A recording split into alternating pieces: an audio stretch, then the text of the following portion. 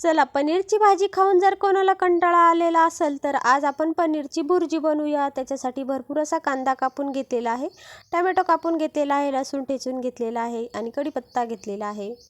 नंतर एका कढईत तेल टाकायचं आहे। तेल छान गरम झालं की त्यात मोहरी जिरं टाकायचं आहे आणि भरपूर असा कांदा टाकून घ्यायचा आहे। आता कांदा आपल्याला छान गुलाबी रंगावर परतून घ्यायचा आहे। नंतर त्यात ठेचलेला लसूण टाकायचा आहे, कढीपत्ता टाकायचा आहे आणि टोमॅटो टाकायचा आहे। थोडंसं मीठ टाकायचं आहे आणि हे छान भाजून घ्यायचं आहे। नंतर त्यात मसाले टाकायचे आहे, तर हळद, मिरची पावडर, मसाला टाकून घ्यायचा आहे आणि छान एकजीव करून घ्यायचा आहे। थोडीशी कोथिंबीर टाकायची आहे। नंतर हे पनीर हाताने कुस्करून यात टाकून घ्यायचं आहे आणि छान एकजीव करून घ्यायचं आहे।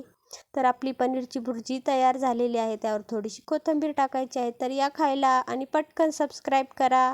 धन्यवाद।